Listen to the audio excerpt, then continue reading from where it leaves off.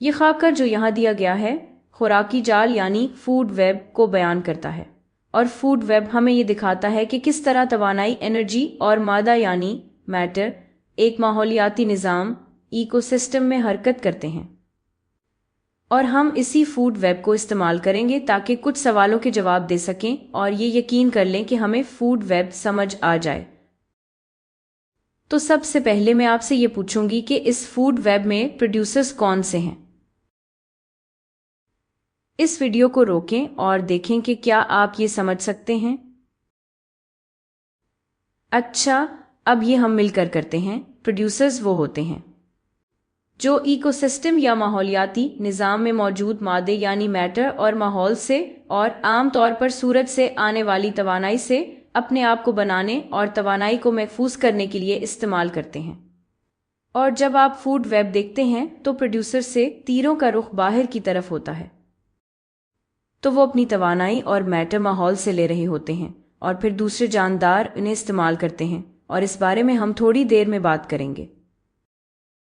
لیکن یہاں ہم دیکھ سکتے ہیں کہ کیلپ ایک پروڈیوسر ہے۔ یہ ایک آبی ماحولیاتی نظام ہے جسے ہم دیکھ رہے ہیں، لیکن کیلپ ایک پروڈیوسر ہے، اس میں کوئی تیر اس کی طرف نہیں جا رہا۔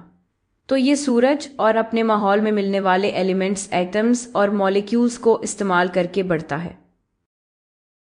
اور ہم یہ بھی دیکھ سکتے ہیں کہ فائٹوپلانکٹن کے ساتھ بھی یہی معاملہ ہے۔ یہ بھی کیلپ کی طرح فوٹوسنتھسس کر سکتا ہے اور سورج سے توانائی حاصل کر لیتا ہے۔ اب اگلا سوال جو میرے ذہن میں ہے وہ یہ ہے کہ ڈیکمپوزرز کہاں ہیں؟ ویڈیو کو روکیں اور کوشش کریں کہ اس کا جواب دیں۔ اب آپ کو یاد ہوگا ڈیکمپوزرز کے بارے میں، آپ یہ سوچ سکتے ہیں کہ یہ وہ جگہ ہے جہاں زیادہ تر توانائی اور مادہ تحلیل ہو کر دوبارہ پروڈیوسرز کے ذریعے استعمال ہوتا ہے۔ اور اگر آپ کھانے کے جال فوڈ ویب کو دیکھیں تو یہ وہ جاندار ہوں گے جن کی طرف تمام تیر اشارہ کر رہے ہوں، لیکن ان سے کوئی تیر آگے نہیں جاتا۔ اور یہاں واضح ہے کہ بیکٹیریا کی بہت سی مختلف اقسام موجود ہیں، اور یہاں بیکٹیریا ہی ڈیکمپوزرز ہیں۔ اب میں آپ سے بنیادی کنزیومرز، پرائمری کنزیومرز کے بارے میں پوچھوں گی۔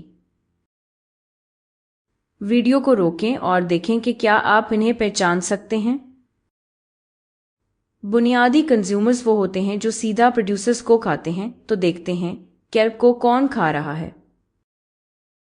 آپ کے پاس سی ارچن ہے جو کیلپ کھا رہا ہے، مچھلی بھی کیلپ کھا رہی ہے۔ فائٹوپلانکٹن کو کون کھا رہا ہے؟ آپ کے پاس زوپلانکٹن ہے جو فائٹوپلانکٹن کھا رہا ہے۔ تو یہ سب بنیادی کنزیومرز ہیں۔ اب ہم سیکنڈری کنزیومرز کے بارے میں سوچتے ہیں۔ سیکنڈری کنزیومرز یہ وہ ہوتے ہیں جو بنیادی کنزیومرز کو کھاتے ہیں۔ ویڈیو کو روکیں اور اس بارے میں سوچیں۔ اب سوچتے ہیں کہ یہ بنیادی کنزیومرز کون کھا رہا ہے۔ آپ کے پاس اوٹر ہے۔ دلچسپ بات یہ ہے کہ مچھلی ایک بنیادی کنزیومر ہے کیونکہ یہ کیلپ کھاتی ہے جو کہ پروڈیوسر ہے، لیکن یہ کسی اور بنیادی کنزیومر کو بھی کھا سکتی ہے۔ تو مچھلی یا یہاں کی مچھلی دونوں بنیادی اور سیکنڈری کنزیومرز ہیں، اور میرا خیال ہے کہ اب ہمارا کام مکمل ہو گیا ہے۔ تو آپ یہاں عام خیالات دیکھ سکتے ہیں۔ پروڈیوسرز کے تیروں کا رخ ان سے باہر کی طرف ہوتا ہے، لیکن ان کی طرف کوئی تیر نہیں آتا کیونکہ یہ اپنی انرجی یعنی توانائی سورج سے لیتے ہیں اور ایکو سسٹم یعنی ماحولیاتی نظام میں موجود میٹر یعنی مادے استعمال کرتے ہیں۔ بنیادی کنزیومرز وہ پروڈیوسرز کو کھاتے ہیں، اور آپ دیکھ سکتے ہیں کہ ان کی طرف تیر آ رہے ہیں اور پھر انہیں دوسرے جاندار کھا لیتے ہیں۔ سیکنڈری کنزیومرز وہ ہوتے ہیں جو بنیادی کنزیومرز کو کھاتے ہیں۔ اور آخر میں بیکٹیریا ہیں جو ڈیکمپوزرز ہیں، جن کی طرف سارے تیروں کا رخ ہے اور یہ توانائی کو استعمال کرتے ہیں، پھر وہ نیوٹرینٹس اور مالیکیولز کو واپس ایکو سسٹم یعنی ماحولیاتی نظام میں ڈال دیتے ہیں تاکہ وہ دوبارہ استعمال ہو سکیں۔